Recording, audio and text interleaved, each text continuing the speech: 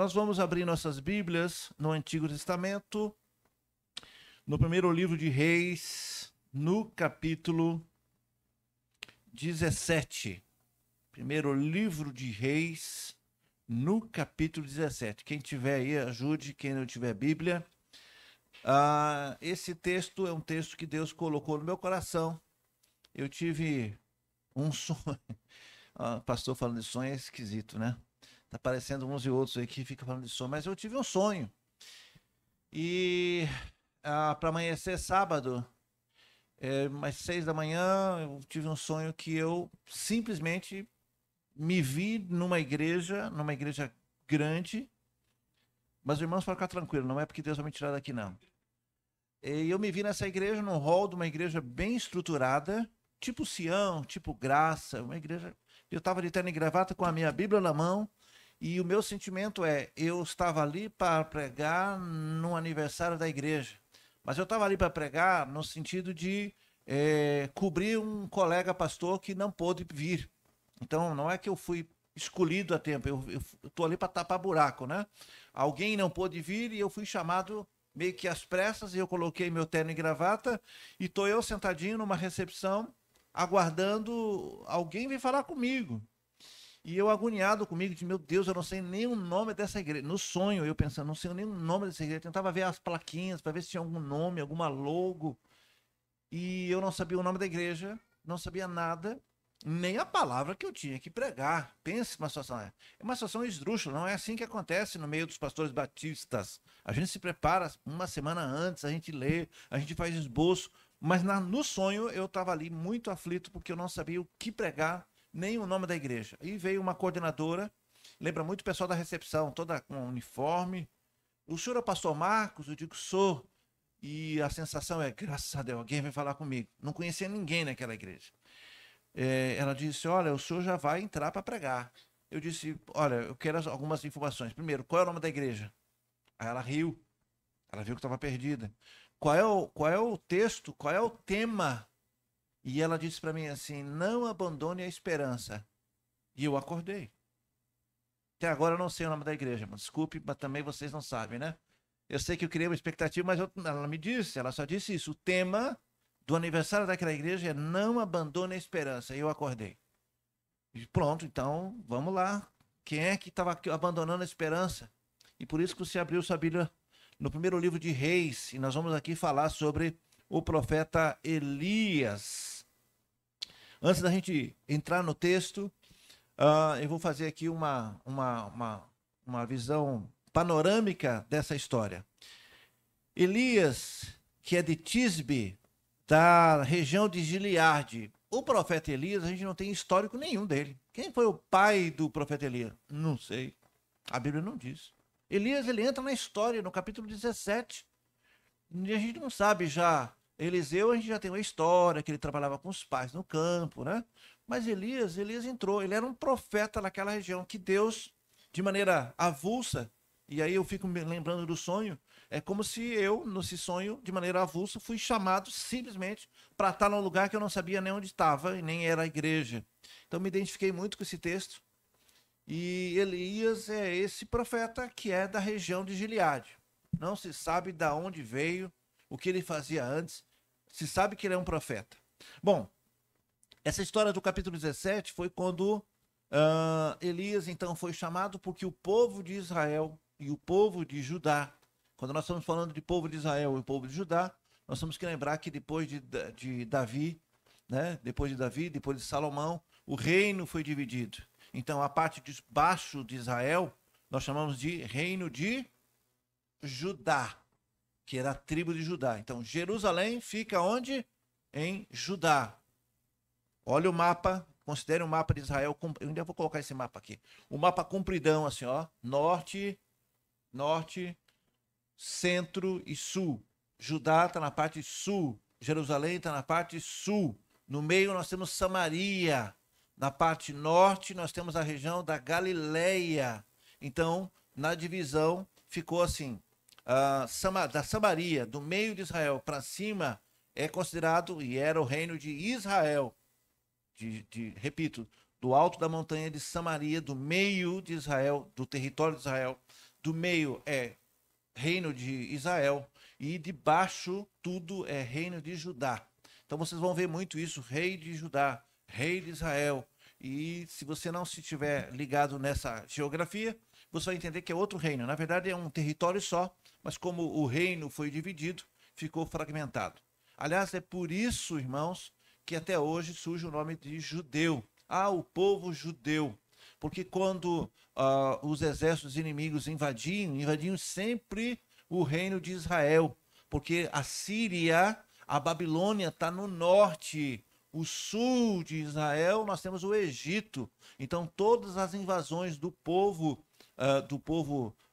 invasor vem sempre do norte. E as primeiras cidades, a primeira região a ser atacada é a região da Galileia. O reino de Israel era atacado até Samaria. Tanto é que os babilônicos, né, e tantos os assírios e babilônios, sempre tomavam aquela região. Então, só para você ter um pouquinho de história, para você poder compreender. O profeta Elias, ele ficava transitando entre um reino e outro. Ele ficava mais ou menos ali na região da Samaria, na região do meio. Mas ele, claro, cruzava a fronteira, andava sobre o reino de Judá e horas ficava no reino de Israel. Ele era muito mais, vamos dizer assim, estava muito mais no reino de Israel, na parte de cima, que na parte de baixo. O povo, tanto de Judá como de Israel, pecavam continuamente. E a cada rei que se estabelecia, ele começava indo, fazendo a coisa certa, logo caía, logo adorava outros deuses. Esse rei morria, vinha o outro, né, o sucessor dele, normalmente o filho, e o filho fazia tudo aquilo que desagradava ao rei. Nós estamos no capítulo 17, volte um pouquinho no capítulo 16, lá no verso 21. Volte só um pouquinho, só para a gente poder fazer a introdução dessa história. Está no capítulo 17, volte um pouquinho, lá no verso 21 do capítulo 16. Que diz assim: então o povo de Israel dividiu-se em duas facções, ou em dois partidos. Metade apoiava Tibni, filho de Ginate, para fazê-lo rei, e outra metade apoiava Omri. Mas os seguidores de Omri revelaram-se mais fortes do que os de Tumbi, o filho de Gileade. E aconteceu que Tubni morreu e Uri tornou-se rei. Então nós estamos pegando um corte da história que na metade do tempo o povo tinha dois candidatos. Um morreu e o outro assumiu. Esse Uri, ele assume e começa então agora a fazer grandes feitos. Olha o verso 23. No 31º ano do reinado de Asa, rei de Judá. Por que ele faz essa referência? Porque ele está contando a história do reino de Israel, de cima. Então esse Uri que ganhou a disputa, ele assume o poder. E para que a gente possa ter uma noção em que tempo na história ele está, então o autor aqui diz, olha, no 31º ano do reinado de Asa. Asa era o rei de Judá, do reino de baixo. Essa história se passa no reino de cima, por assim dizer, no reino de Israel. Vocês estão compreendendo, irmãos? Ou eu estou complicando a vida de vocês? Estou melhorando ou estou piorando? Na minha cabeça está tudo muito claro. Eu tenho cuidado de que vocês entendam também. Essa história se passa no reino de Israel, no reino de cima, tá? Mas para que você tenha noção em que parte da história está, o texto bíblico faz questão de dizer, olha, quando Uri assume o reino de Israel, lá embaixo era o reino de Judá. Então o rei Asa estava no seu 31º ano. Verso 24. Por 70 quilos de prata, ele comprou de Semer a colina de Samaria, onde construiu a cidade da qual chamou Samaria. Então, essa região, que é o centro de Israel, que nós chamamos de Samaria, alguns chamam de Samária, depende muito como é que você queira falar, mas o jeito mais, assim, mais comum é Samaria. Essa cidade, ou essa região, essa cadeia de montanhas de Samaria, ela teve o nome originado do seu antigo proprietário, Samer. Vocês sabiam disso? Então, toda vez que você ouvir Samaria, é porque era uma região, o dono dessa região chamava-se Semer. E o rei que assumiu esse trono, ele comprou essa região. Ou seja, ele está anexando, então, A região norte, ele está descendo mais para o centro, ou, nesse caso, mais para o sul. Ele está anexando, então, essa região. Ele compra aquela região. E agora Samaria vai ser a capital e ele vai, então, aumentar o seu território. Então, Oni começou fazendo boas coisas. Ele expandiu o seu território, ele comprou esse lugar, deu um nome a essa nova cidade. Verso 25. Oni, porém, fez o que o Senhor reprova e pecou mais do que todos os que reinavam antes dele. E andou nos caminhos de Jeroboão, filho de Nebate, e no pecado que tinha revelado, ou levado Israel a cometer. E assim, com os seus ídolos inúteis, provocou a ira do Senhor, o Deus de Israel. Os demais acontecimentos do reinado de Uri e seus atos e suas realizações, tudo está escrito nos registros históricos dos reis de Israel. Urim descansou com seus antepassados e foi sepultado em Samaria, e seu filho Acabe foi o sucessor. Por que nós fizemos esse corte a partir do verso 21 do capítulo 16? Para que você entendesse, o povo estava perdido, sem um rumo, escolheram então, o povo estava, na verdade, estava dividido. Lembra muito um país, né? Que metade apoia uma visão e outra metade... Lembra muito um país desse aí que a gente não sabe nem o nome, né? O povo estava dividido em facções. O povo estava dividido em dois partidos. Um que se diz cristão e o outro que se diz não cristão. E o povo fica no meio dessa briga, quando na verdade deveria olhar para Jesus. Esse é o Salvador. Nenhum lado vai salvar nada. Bom, mas enfim, esse povo então escolheu um lado. Esse rei chamado Uni, ele fez grandes realizações do ponto de vista administrativo, mas fez o que desagrada a Deus. Aliás, o texto destaca, fez ainda pior do que os outros reis.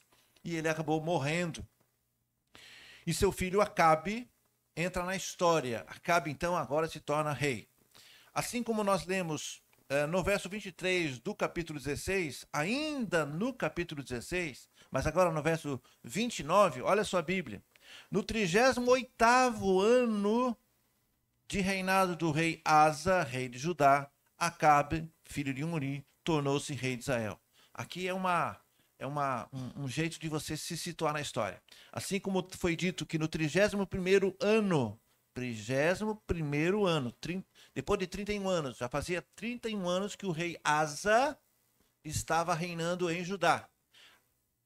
O pai morreu, o filho assume. E o verso 29 diz que foi no 38º ano. Quantos anos reinou então Oni? Faça as contas. Pronto. E depois morreu. E Acabe assume como rei. Acabe, filho de Uri, fez o que o Senhor reprova, mais do que qualquer outro rei antes dele. Então, se a gente achava que o rei Uri já tinha feito pior do que os outros reis, o filho dele veio e fez coisa pior que Uri ainda, que já era o que tinha feito pior. Ou seja, o que nós estamos vendo é um declínio dos seus reis. Cada rei que assume, em vez de melhorar, vai piorando. E isso vai irritando Deus. E não apenas fez o que era mal aos olhos do Senhor, diz o verso 31, ele não apenas achou que não tinha importância cometer os pecados de Jeroboão, filho de Nebacete, mas também se casou-se com quem? Com Jezabel, filho de Etebal, rei dos Sidônios, e passou a prestar culto a Baal e adorá-lo. Então não só fez o que não prestava, mas fez um templo, abandonou completamente Deus verdadeiro e começou a adorar a outros deuses, e adorando então o Deus de Baal. No templo de Baal, verso 32, que ele mesmo tinha construído em Samaria, Acabe ergueu também um altar para Baal e fez um poste sagrado e provocou a ira do Senhor Deus de Israel mais do que todos os reis de Israel antes dele. Então nós estamos vendo aqui um declínio e um abandono completo. Isso acontece e você deve ter visto pessoas que antes estavam no caminho do Senhor e dado momento viram as costas para Deus e vão fazer o que Deus reprova.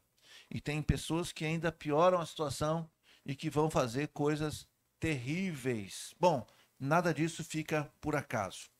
Bom, a coisa está bem complicada, o reino agora está sob o domínio de Acabe, e Acabe, para piorar, ele se casou com Jezabel, um reino que Deus reprovava, e essa mulher chamada Jezabel vai virar a cabeça de Acabe. Acabe já não estava fazendo o que era certo, mas Jezabel começa a complicar ainda mais. Então nós vamos entrar, tudo isso só para entrar no capítulo 17. E no capítulo 17 diz assim: Ora, Elias de Tisbe, em Gileade, disse a Acabe: Juro pelo nome do Senhor Deus de Israel, a quem eu sirvo, que não cairá orvalho nem chuva nos anos seguintes, exceto mediante a minha palavra. Deus levantou aquele profeta do nada. Repito, não tem histórico de Elias. Deus sacou um dos seus servos e disse: Elias, você vai lá conversar com o rei Acabe. Precisava ter muita moral para isso. E ele entra e vai fazer o que Deus manda fazer. Isso está se passando na linha do tempo. Aí eu estou vendo o Pro Iracema, que gosta de fazer a cronologia do tempo. Isso, Pro Iracema, aconteceu cerca de 900 anos antes de Cristo. Então, Davi está 1000 anos antes de Cristo. Davi está 1000 anos.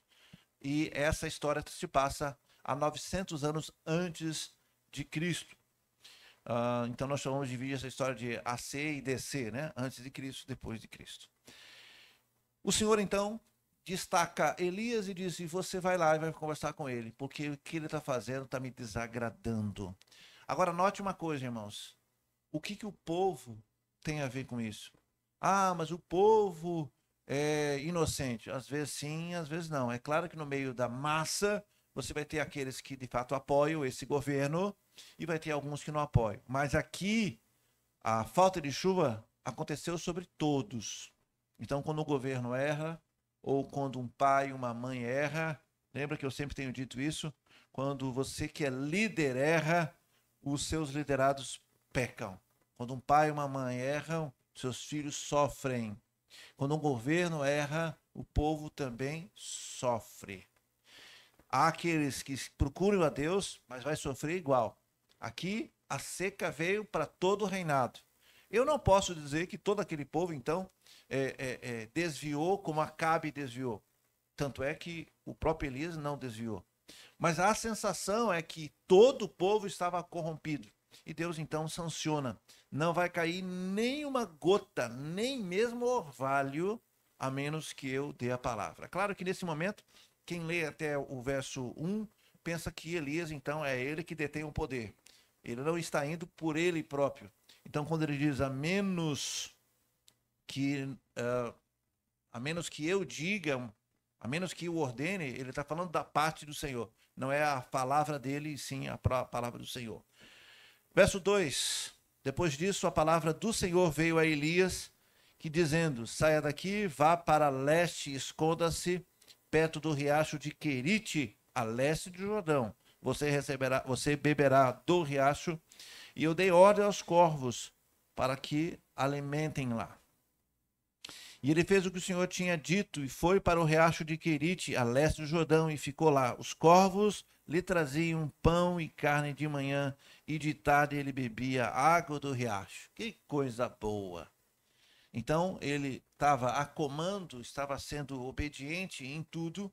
Ele deu a ordem e o Senhor disse, agora você saia. Agora é a hora de você sair de cena. Você vai se esconder e vai ficar lá. Lá você tem água, né? Eu dei a ordem que não vai chover, mas ainda tem rio.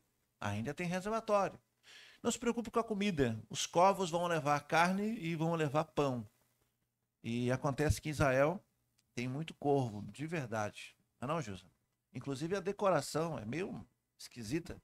Eles fazem aqueles corvos, não sei se empalhado ou entalhado em madeira. É quase que um símbolo de Israel. Tem muito corvo lá.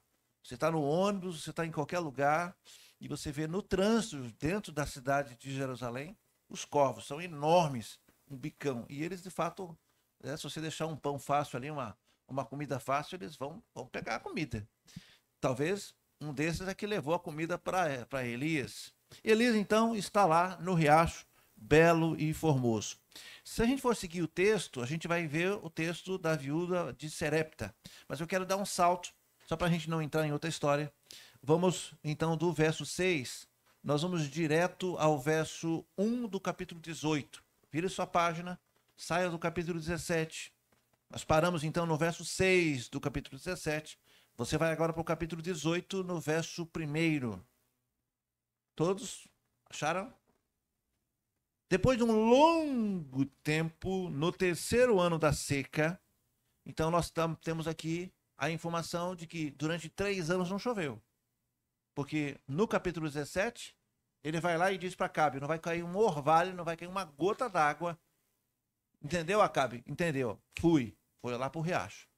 Depois de um longo tempo, é claro que ele não ficou durante 3 anos, se você for seguir o texto, você vai ver que ainda no capítulo 17 vai dizer, lá no verso 7, algum tempo depois o riacho secou, por falta de chuva. Então a palavra do Senhor veio a Elias, vai imediatamente para uma cidade chamada de Serepta, de Sidom. Fique lá e ordene uma viúva que te dê lugar e que lá ele vai comer, ok?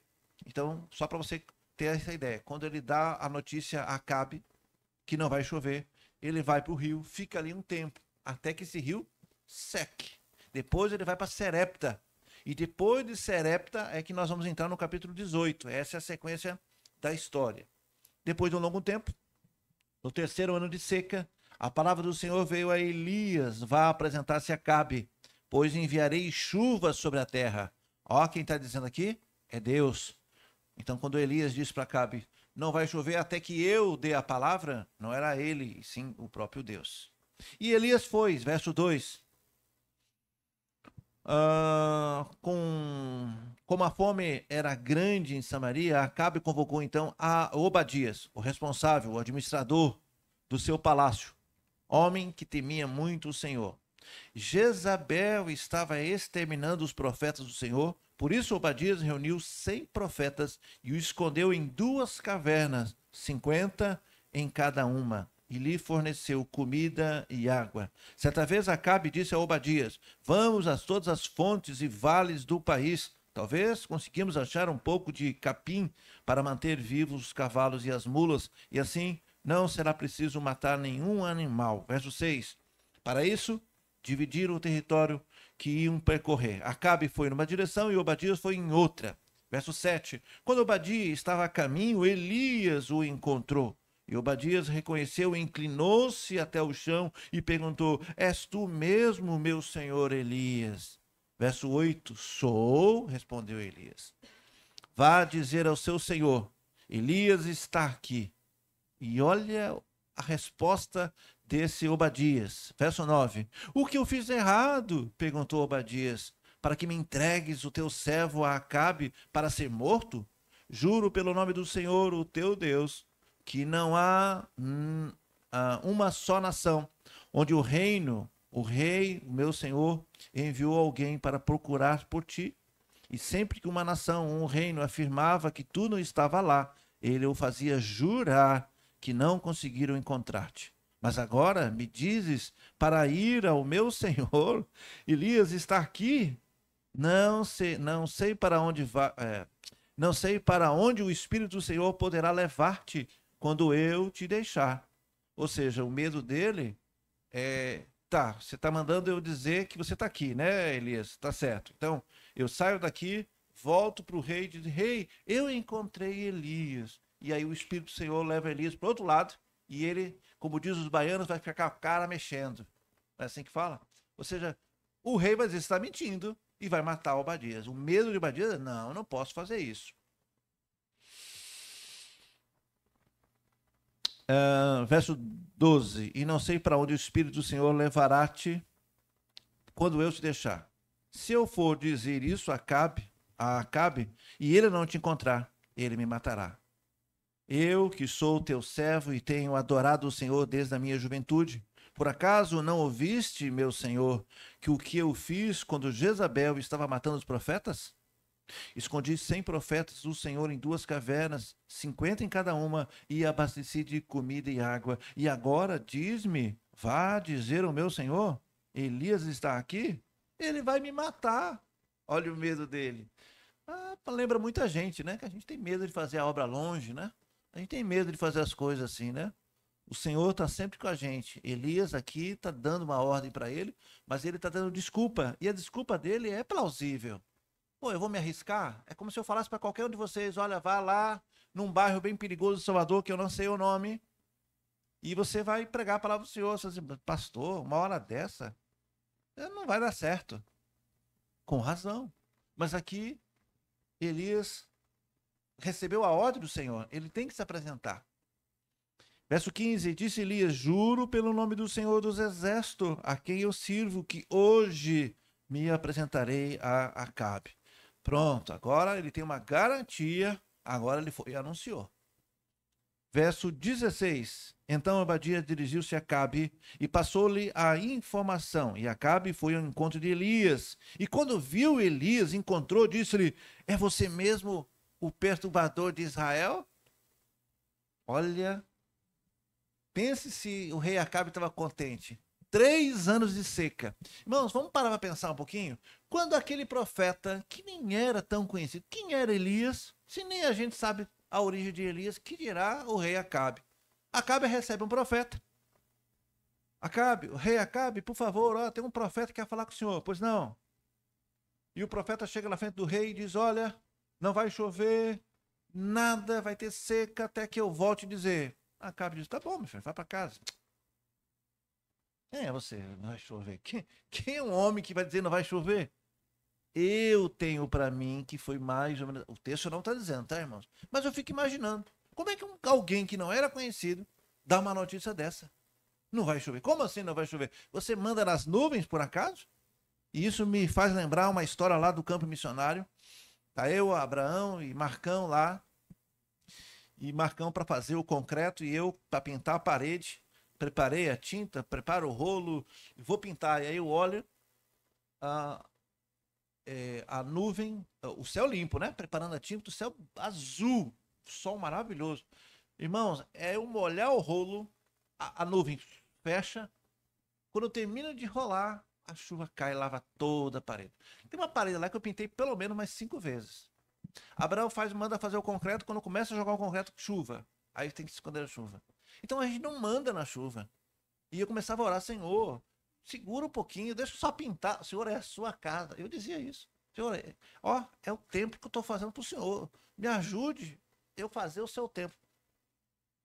E a chuva vem conforme ela quer.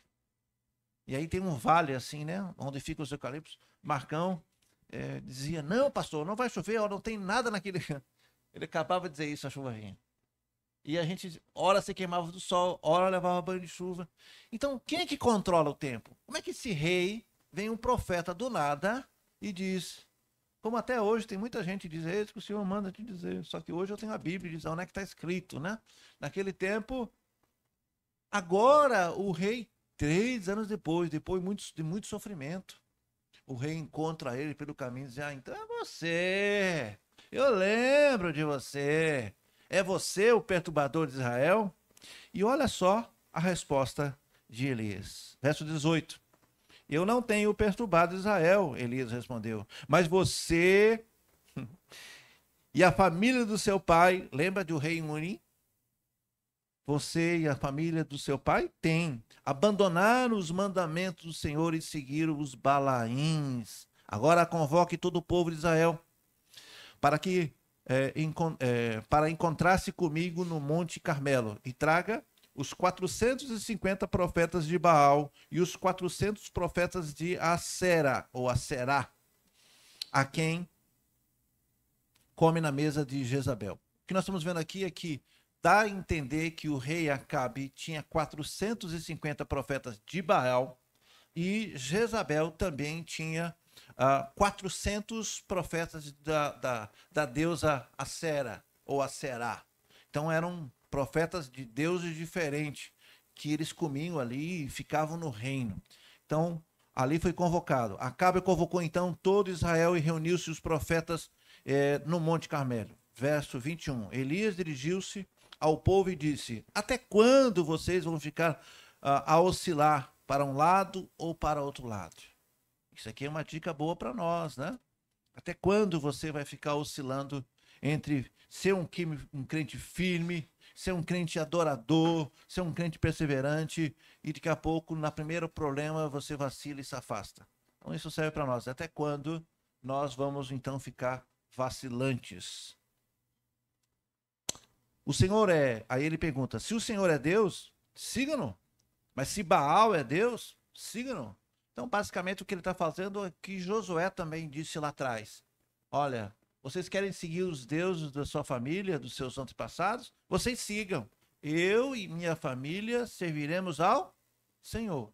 Então, aqui é uma escolha. Você tem que decidir. Isso serve para nós hoje? Serve. Não dá para ficar brincando de crente, irmãos. Ou você é crente e recebe as bênçãos do Senhor, ou você de fato refaz a aliança com Deus, entra em comunhão com Deus, e aí a sua vida vai começar a voltar a entrar nos eixos, porque tem coisas que acontecem na nossa vida que você fala, não é possível, isso não é normal. Anda um passo para frente e dois para trás. Dá certo uma coisa, dá errado outra. Quando tá bem no amor, tá ruim no dinheiro. Quando tá bom no amor, no dinheiro, tá na saúde ruim. Não consegue sair, é um reme-reme. Pastor Valmir diz que quando a pessoa fica nessa situação é como se você estivesse arrastando lata. Anda, mas faz um barulho, é ruim, não anda, não desliza.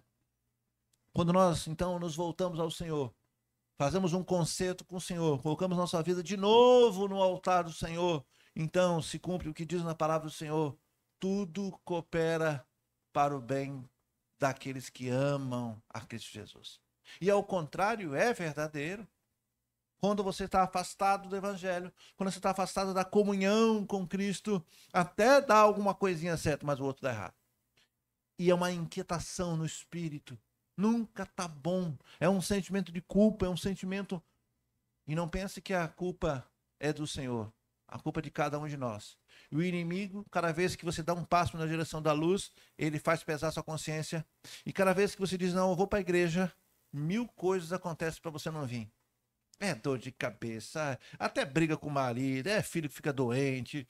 Tudo vai acontecer para você não vir na casa do Senhor. De pneu furado a engarrafamento, a tudo. Não é assim? Mas nos outros dias não é. Vamos para balada? Dão um convite, pagam bebida. Parece que a coisa coopera para você ir fazer a coisa errada. Aqui, Elias faz um embate. Olha, se Deus é o Deus verdadeiro, então siga ele. Agora, se Baal é o Deus de você, então siga. Não dá para você ficar vacilando. Ah, nós somos o povo de Deus. Ah, porque eu sou crente. Ah, porque... E não faz as coisas de Deus? Não dá para ficar nessa situação. E agora não sei nem onde eu estou no texto mais.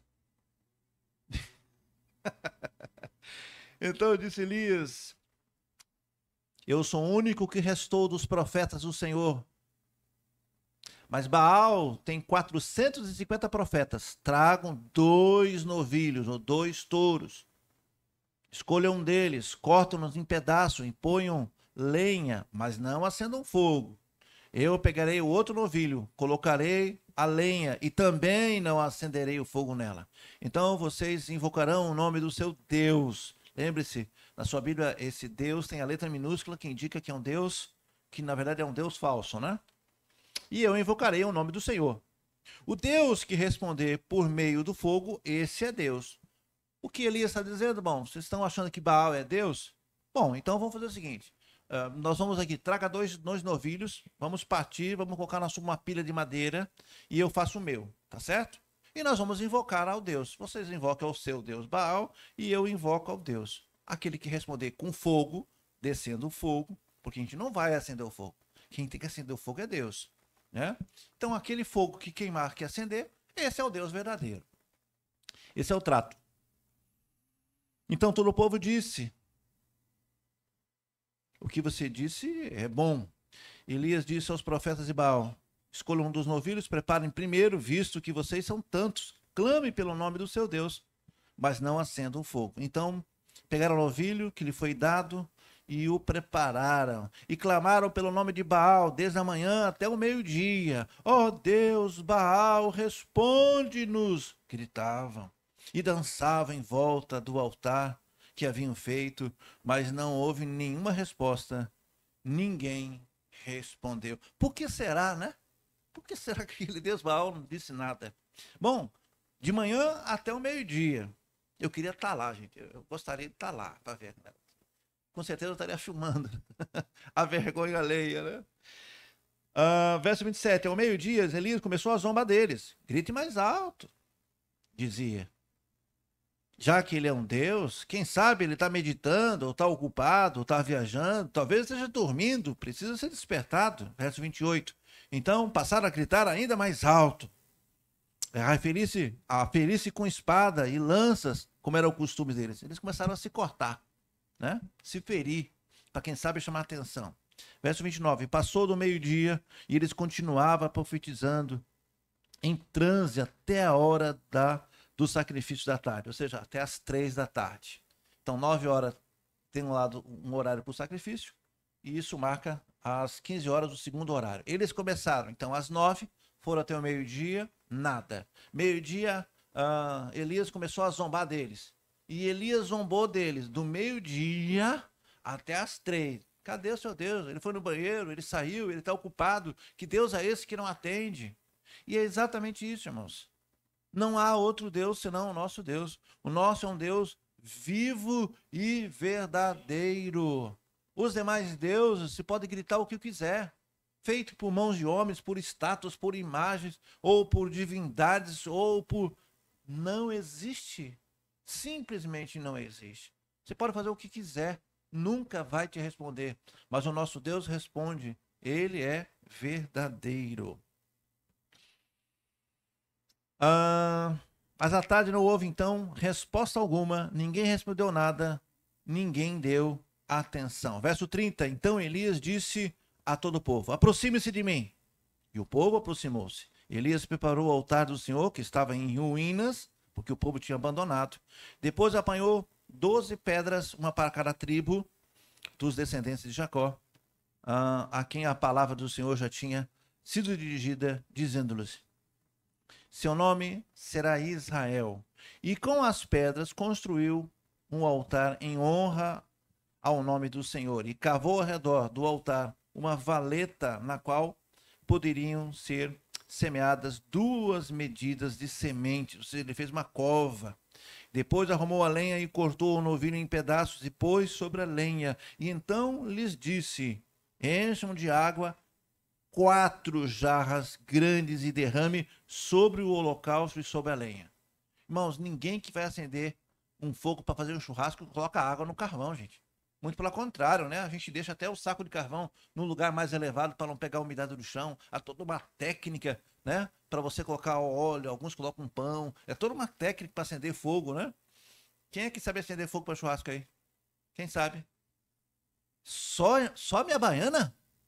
Não, irmã, os homens não escutaram.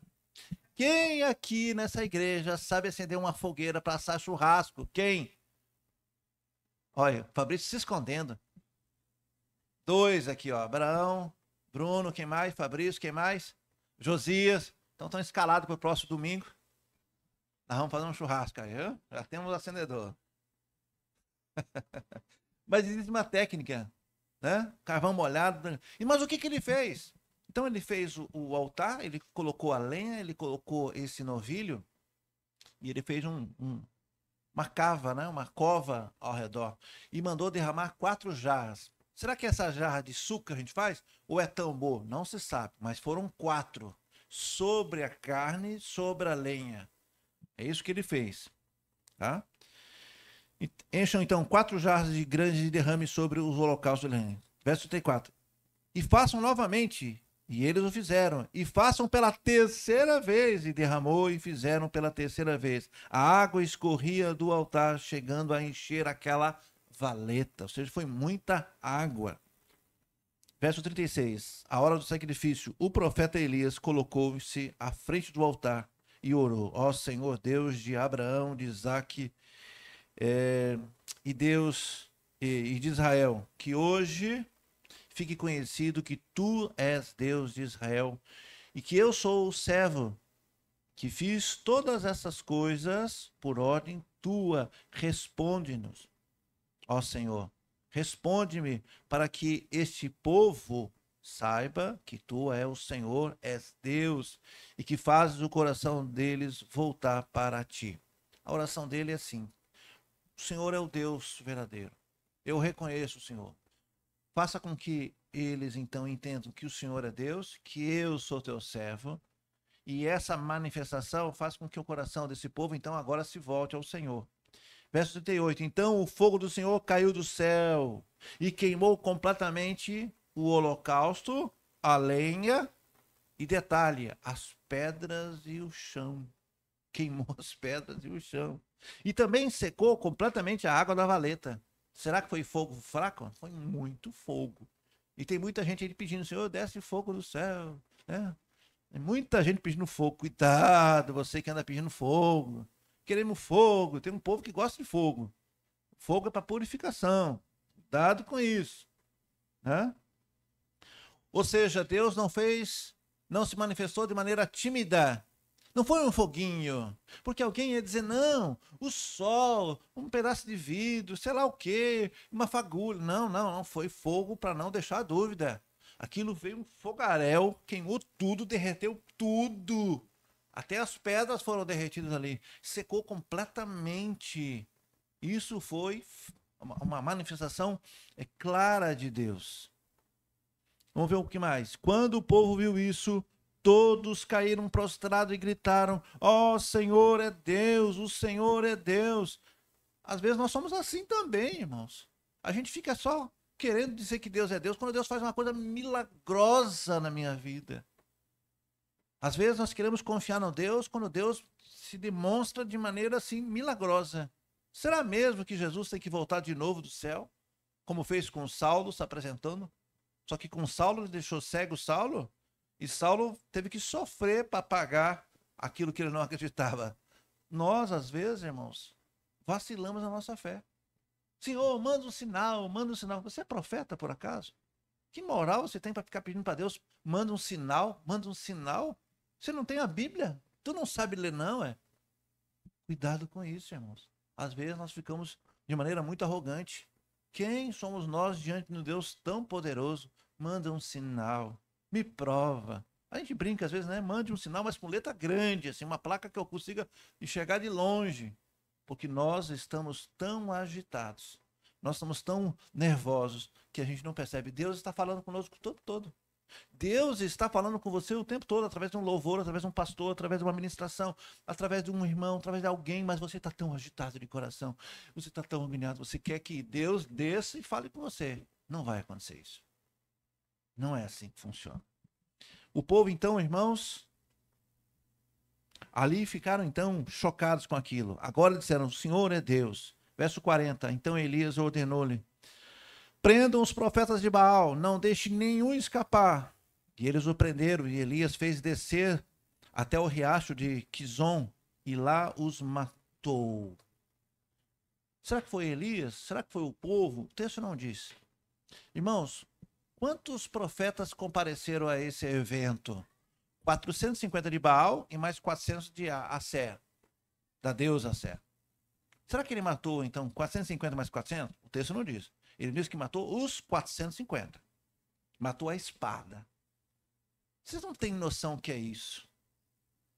Só para você ter uma noção, em termos de sangue, dá para encher uma lagoa. Um sangue de 450 homens. O que fizeram com aqueles cadáveres? Foi uma matança muito grande. Olha o que aconteceu, verso 41.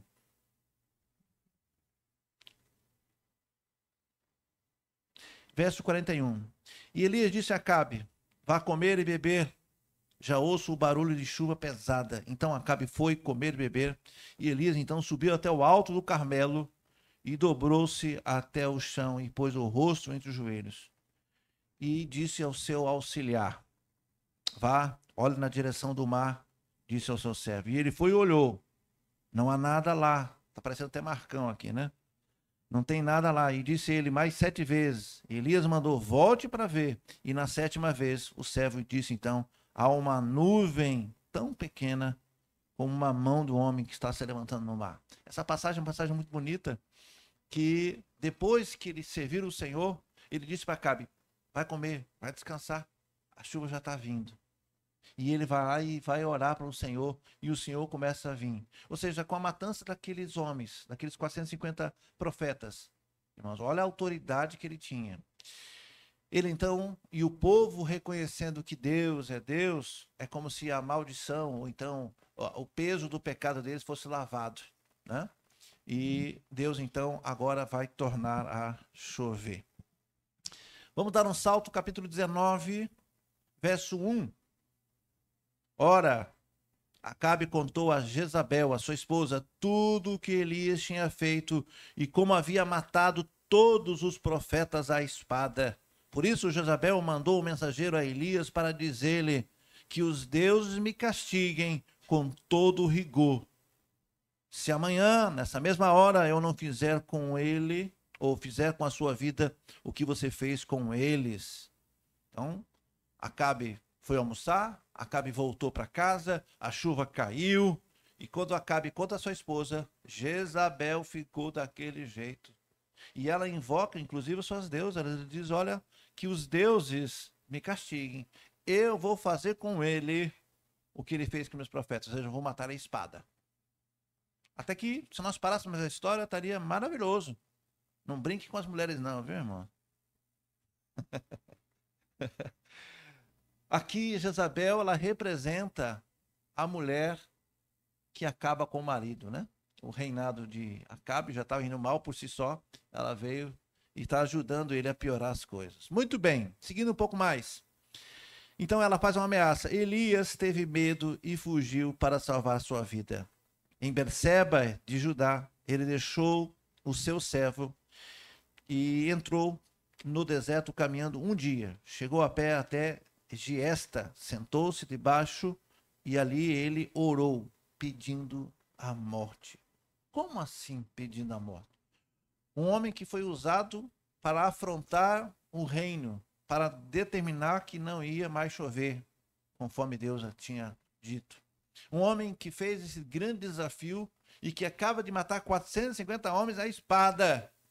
Agora uma mulher, que não era nem o rei, a mulher do rei, ameaça ele e ele corre. Não te parece estranho isso, irmãos?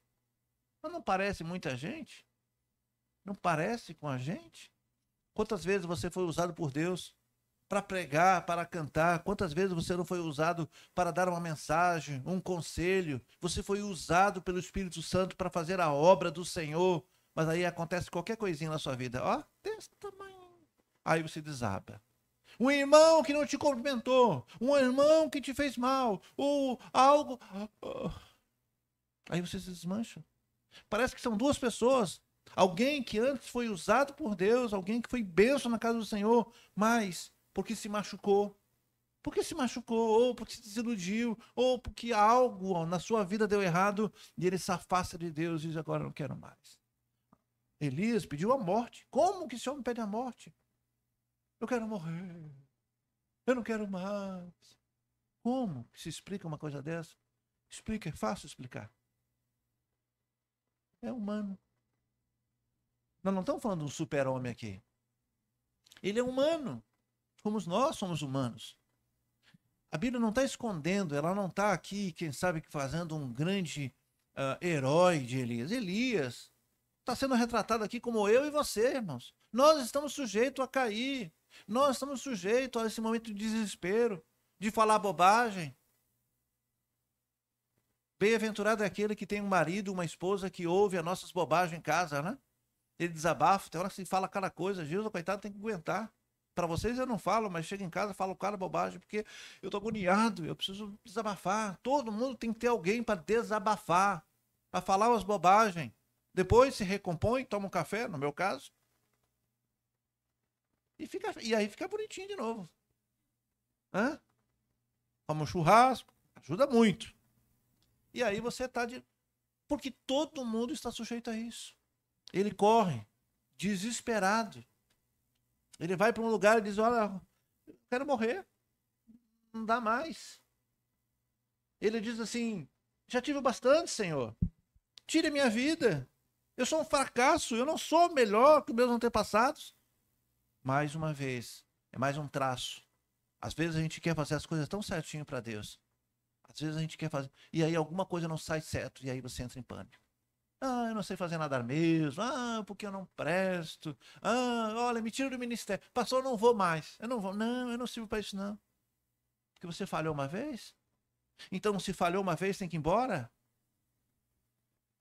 Ah, eu não dou para o negócio. Dá sim, vai trabalhar. Se levante, se recomponha. Ele pediu a morte, diz: olha, eu não sou melhor que os anos passados. Depois deitou debaixo de uma árvore e dormiu. De repente, um anjo tocou nele e disse: levanta-se, coma. Elias olhou ao redor e viu junto à sua cabeça que havia um pão assado sobre brasas, quentinho, e um jarro de água. O anjo trouxe para ele um misto quente. Pãozinho assado na hora. Pronto. Olha o carinho que Deus faz com a gente. Olha, acorda, Elias. Olha, um pãozinho quentinho aqui. Hã? Uma aguinha. Se recomponha. Coloque-se de pé. Tem trabalho a fazer. Ele comeu, bebeu, deitou-se de novo. Ah, comeu, não quis ir, não. Verso 7, mas o anjo voltou, tocou nele e disse: levanta-se, coma, pois a sua viagem será muito longa. Então ele levantou, comeu e bebeu, fortalecido com aquela comida, viajou 40 dias e 40 noites até chegar a Horebe, o monte de Deus. O monte de Deus. Ali encontrou uma caverna e passou a noite. Até aqui está tranquilo. E a palavra do Senhor veio a ele: o que você está fazendo aqui, Elias? E ele respondeu: tenho sido muito zeloso pelo Senhor, ó Deus dos exércitos. Os israelitas rejeitaram a tua aliança e quebraram os teus altares e mataram teus profetas à espada. Sou o único que sobrou e agora também estão procurando matar-me. E o Senhor disse: saia e fique no monte, na presença do Senhor, pois o Senhor vai passar. Então veio um vento fortíssimo que soprou os montes e esmigalhou as rochas diante do Senhor. Mas o Senhor não estava no vento. Depois do vento, houve um terremoto, mas o Senhor não estava no terremoto. E depois do terremoto, houve um fogo, mas o Senhor também não estava no fogo. E depois do fogo, houve um murmurinho, uma brisa muito suave. Quando Elias ouviu, puxou a capa para cobrir o seu rosto e saiu e ficou na entrada da caverna. E uma voz lhe perguntou: o que você está fazendo aqui, Elias? O que nós estamos vendo é Elias com medo, fujão, correu, achou uma árvore, deitou, o anjo acordou ele, fez ali um pãozinho quentinho, alimentou e ainda assim não se alimentou. O anjo precisou dizer de novo: Elias, levante, a tua viagem é longa. Ele comeu, se alimentou e então cruzou, foi até o monte Horebe e ali achou uma fenda, uma caverna, entrou lá e dormiu. Mas quando ele está dormindo, ele ouviu a voz de Deus: o que é que você está fazendo aqui? Esse o que você está fazendo aqui é o que você anda fazendo da sua vida. Por que você abandonou a obra do Senhor? Por que você abandonou a igreja? Por que você abandonou o que está fazendo? Deus te chamou para uma obra. Você tem abandonado essa obra? Você tem justificado que as pessoas estão contra você e que está difícil? Foi o que ele está dizendo aqui. Ele deu a justificativa. E note, irmãos, que essa fala, ela se repete no verso 14, ela se repete no verso 10. Ou melhor, o 10 se repete no verso 14. Deus faz a mesma pergunta e ele dá a mesma desculpa. É a mesma. O que você está fazendo aqui? Não, Senhor, tu sabe que eu te amo, mas o teu povo abandonou.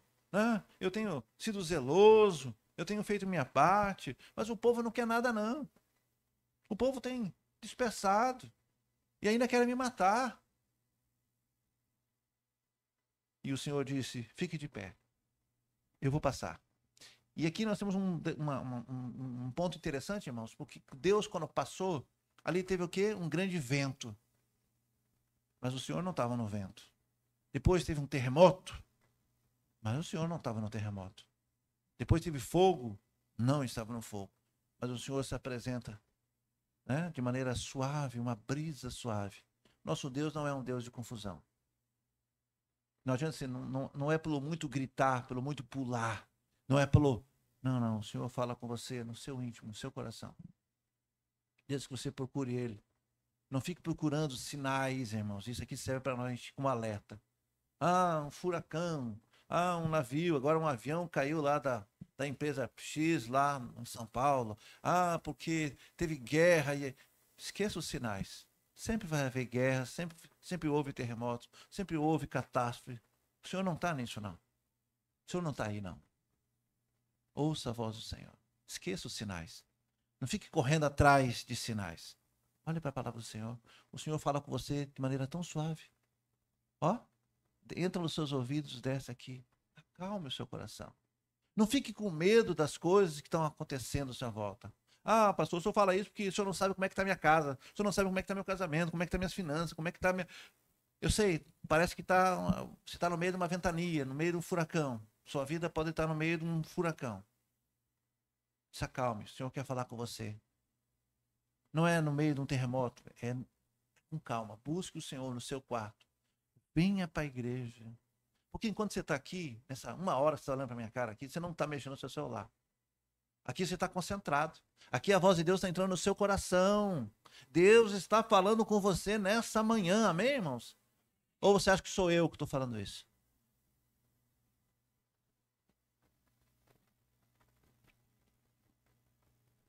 E o Senhor perguntou para ele de novo, lá no verso 14, ou no verso 13, o que é que você está fazendo aqui?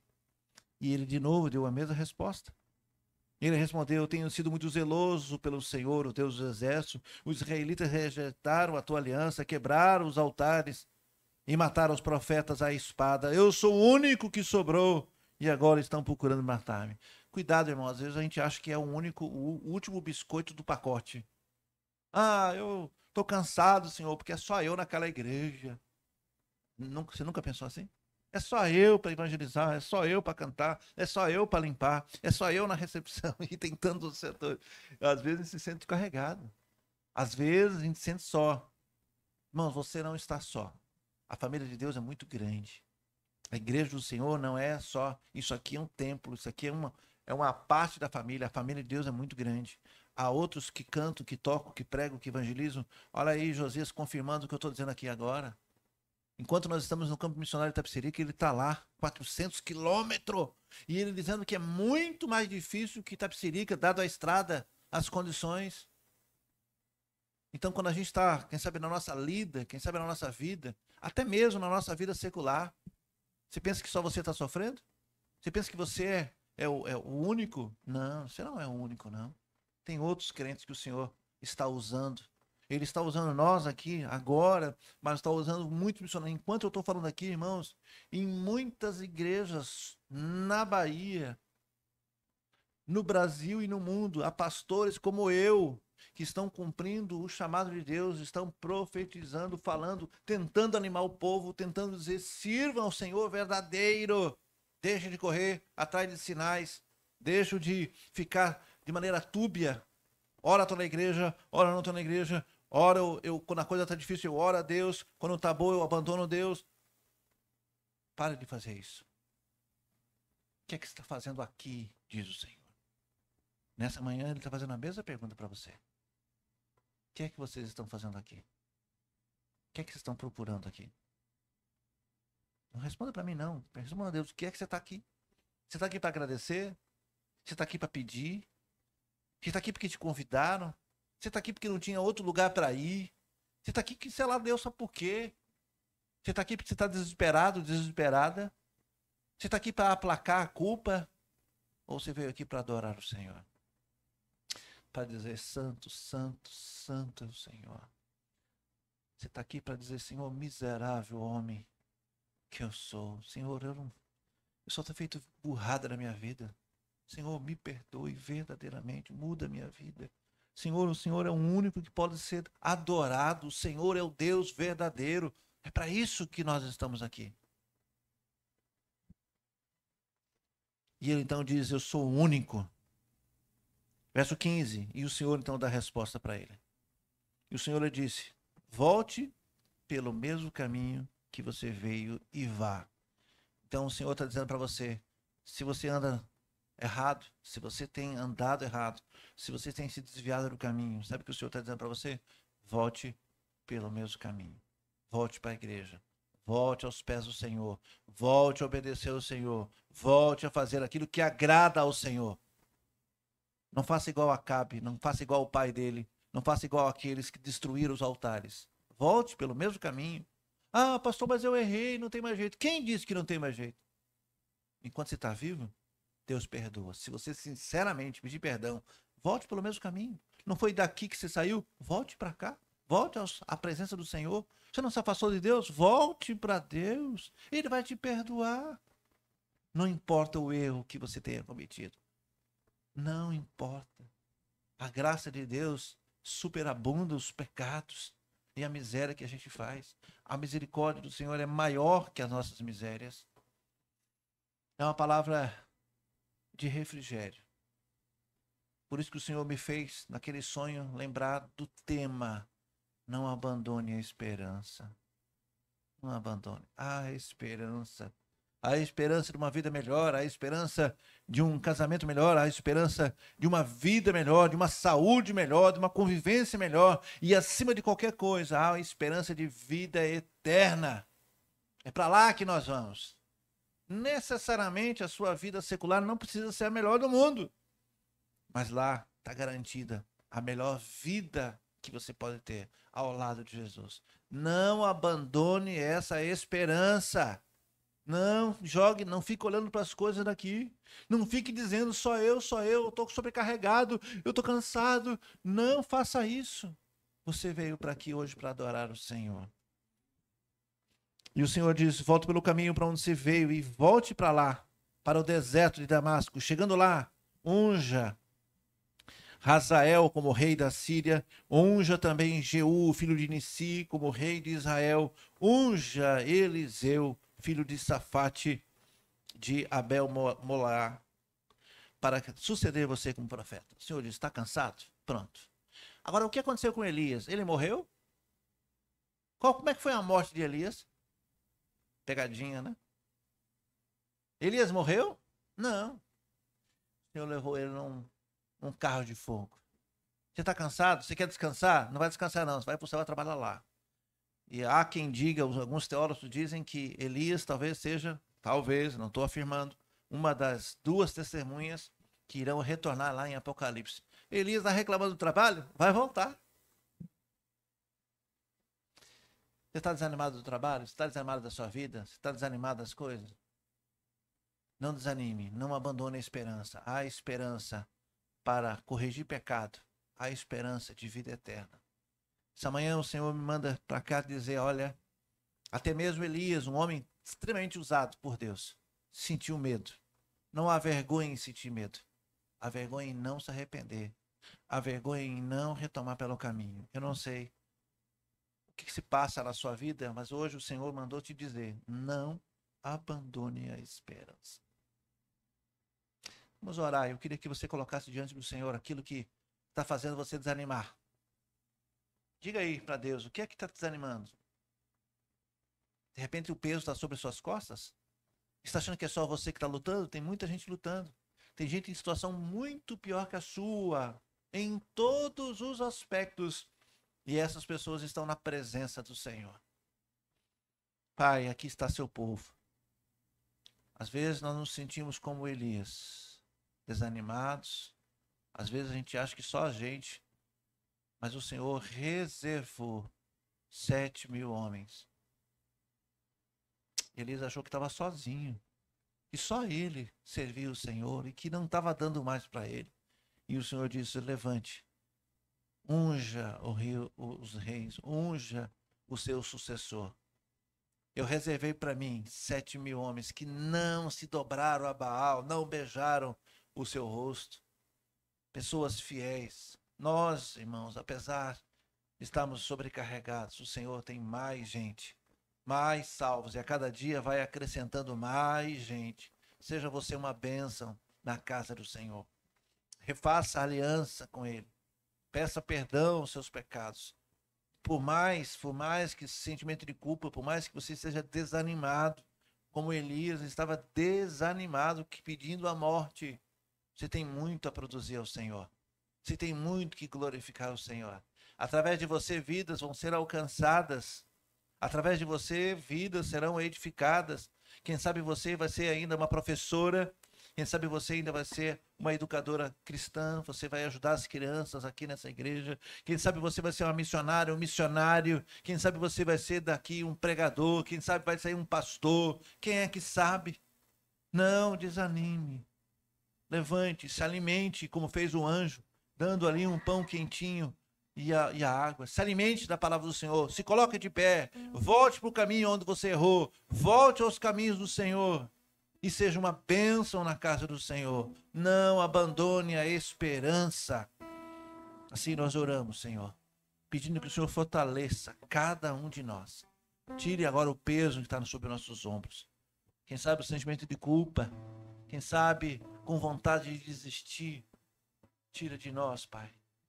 O Senhor é o Cordeiro de Deus que tirou e que tira o pecado do mundo. Todo aquele que confessa os seus pecados e deixa e abandona, alcança misericórdia. Purifica a sua igreja, purifica cada família aqui representada, purifica aqueles que estão nos assistindo, Senhor.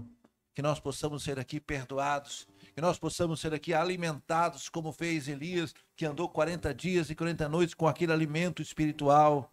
Nos alimenta, nos fortalece, Senhor, para as batalhas do dia a dia, para que o nosso inimigo não cresça sobre nós, para que ele seja humilhado, assim como fez Elias sobre aqueles 450 profetas, que eles foram humilhados diante do Senhor, que o inimigo corra. Todas as vezes que o inimigo tentar te mostrar o seu passado, todas as vezes que Satanás começar a mostrar o que você já fez, mostre para Satanás o futuro dele. Ele está te mostrando o seu passado, mostre o futuro para o diabo, do futuro dele. É fogo eterno e o nosso é salvação eterna. Não ouça as acusações de Satanás. Nós somos um Deus amoroso que perdoa todos os pecados através do nosso arrependimento. Assim nós oramos, Senhor, alegres, renovados na esperança, em nome de Jesus. Amém. Foi contigo que o Senhor falou essa manhã? Eu espero que sim. Comigo falou. E à noite nós temos mais uma mensagem ainda sobre esse tema. Não abandone a esperança. Então, se você puder, venha para você ouvir e se alimentar mais um pouquinho. À noite vai ter mais um pão feito na pedra e mais uma jarra de água para você se alimentar espiritualmente. Vamos ficar de pé, vamos louvar ao Senhor. Quero agradecer a você que está nos ouvindo e nos vendo. Nosso convite é para que você venha presencialmente à casa do Pai para também ser abençoado. Deus abençoe você, sua família, nos leve em paz para nossas casas.